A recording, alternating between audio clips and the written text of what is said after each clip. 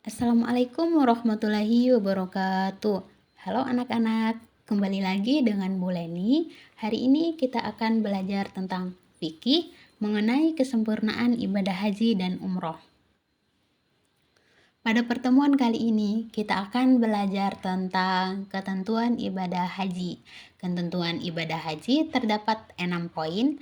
Poin yang pertama itu ada pengertian haji, poin yang kedua syarat wajib dan syah haji, poin yang ketiga rukun haji, poin yang keempat wajib haji, poin yang kelima sunnah haji, dan poin yang terakhir ada larangan haji. Nah, poin yang pertama ada pengertian haji. Haji adalah rukun Islam yang kelima yang wajib dilaksanakan bagi seorang muslim yang mampu melaksanakannya. Haji merupakan amal ibadah yang paling utama karena mencakup amaliyah harta dan fisik.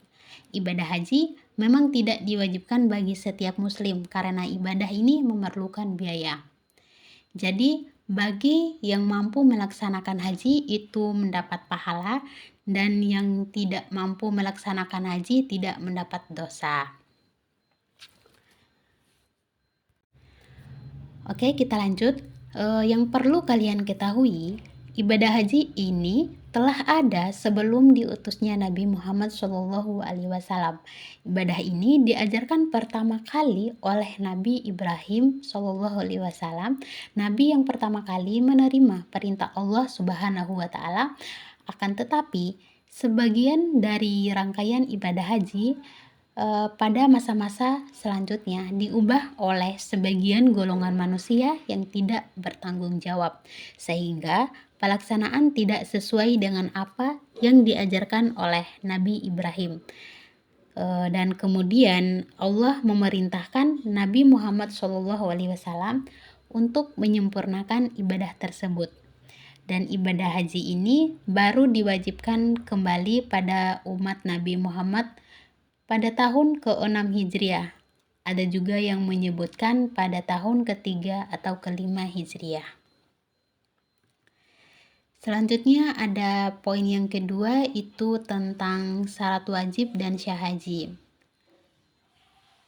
Di sini yang pertama ada Islam, yang kedua balik, yang ketiga berakal sehat atau tidak gila, yang keempat merdeka, dan yang kelima istita atau kuasa atau mampu melaksanakannya. Yang dimaksud dengan kuasa atau mampu yaitu sehat jasmani dan rohani, memiliki biaya yang cukup bekal dalam perjalanan, adanya kendaraan yang diperlukan, aman dalam perjalanan, dan yang terakhir bagi wanita ada mahram yang menyertainya.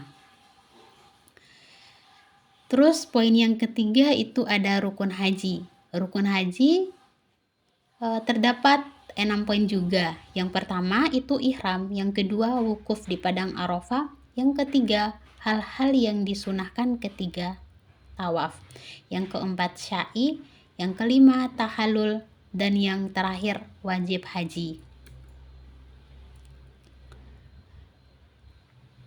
Nah, wajib haji adalah amalan-amalan dalam ibadah haji yang wajib dikerjakan, tetapi sahnya haji tidak tergantung kepadanya. Jika ia ditinggalkan, hajinya telah sah dengan cara menggantikannya dengan dam atau bayar denda. Amalia yang termasuk wajib haji ada 7. Yang pertama, berihram sesuai mikatnya. Mikat ini terbagi 2 macam. Yang pertama mikat zamani dan yang kedua mikat makani. Mikat zamani ini waktu sahnya diselenggarakan pekerjaan-pekerjaan haji. Orang yang melaksanakan ibadah haji, ia harus melaksanakannya pada waktu-waktu yang telah ditentukan. Mikat makani ini ialah tempat memulai ihram bagi orang-orang yang hendak mengerjakan haji dan umroh. Dalam mikat makani, ada beberapa tempat tertentu melakukan ihram.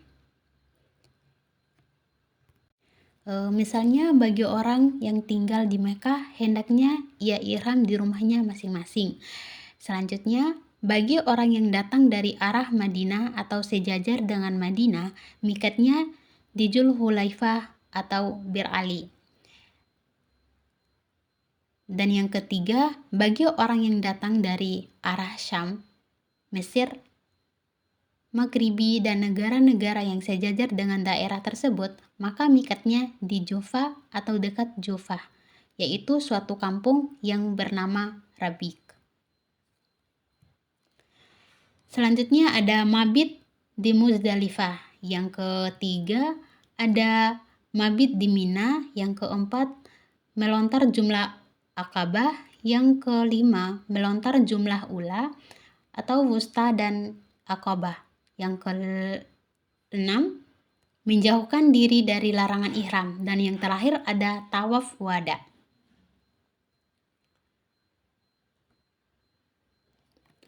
Oke, selanjutnya poin yang selanjutnya ada sunnah haji. Nah, selain rukun dan wajib, ada juga amalan-amalan yang disunahkan ketika melaksanakan ibadah haji. Yang pertama, mendahulukan haji daripada umroh. Yang kedua, mandi sebelum ihram atau sebelum memakai baju ihram. Yang ketiga, syalat sunnah ihram 2 rakaat. Selanjutnya, memperbanyak membaca talbiyah, zikir, dan berdoa setelah berihram sampai tahallul. Bagi pria ketika membaca talbiyah, hendaknya bersuara keras. Dan selanjutnya ada mencium atau mengusap hajar aswad di setiap putaran dalam tawaf. Kalau tidak bisa cukup, diganti dengan isyarat tangan kanan atau istilam. Selanjutnya atau yang keenam ada melakukan tawaf kudum ketika baru masuk ke Masjidil Haram. Dan yang 7 menunaikan sholat 2 rakaat setelah tawaf kudum. Dan selanjutnya masuk ke dalam Ka'bah atau Baitullah. Dan yang terakhir minum air zam-zam sesudah melaksanakan tawaf.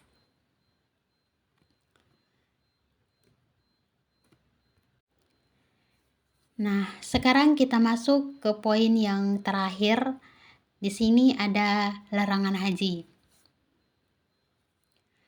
Larangan bagi jamaah pria. Yang pertama, memakai pakaian yang berjahit selama ihram.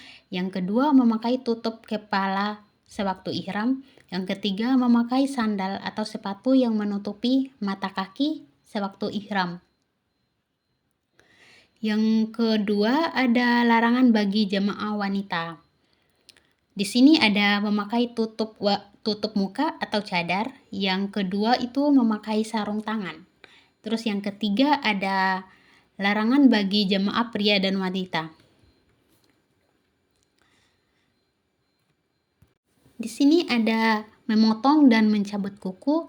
Yang kedua, memotong atau mencabut bulu pada kepala dan bagian badan lainnya.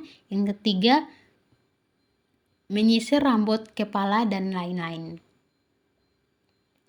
Dan bisa juga memakai harum-haruman pada badan, pakaian maupun rambut, kecuali yang pakai sebelum ihram. Dan tidak bisa memburu atau membunuh binatang darat dengan cara apapun ketika dalam ihram. Dan dilarang untuk mengadakan perkawinan, mengawinkan orang lain atau menjadi wali dalam akad nikah atau melamar. Dan dilarang bercumbu rayu dengan syahwat atau bersetubuh. Dan dilarang mencaci maki, mengumpat, dan bertengkar. Dan dilarang untuk mengucapkan kata-kata kotor atau tidak sopan. Dan dilarang untuk memotong atau mencabut tumbuh-tumbuhan. Oke, sekian pembelajaran pada pertemuan kali ini. Semoga bisa bermanfaat. Lebih dan kurangnya Ibu mohon maaf. Kita lanjut ke minggu depan. Sekian, wassalamualaikum warahmatullahi wabarakatuh.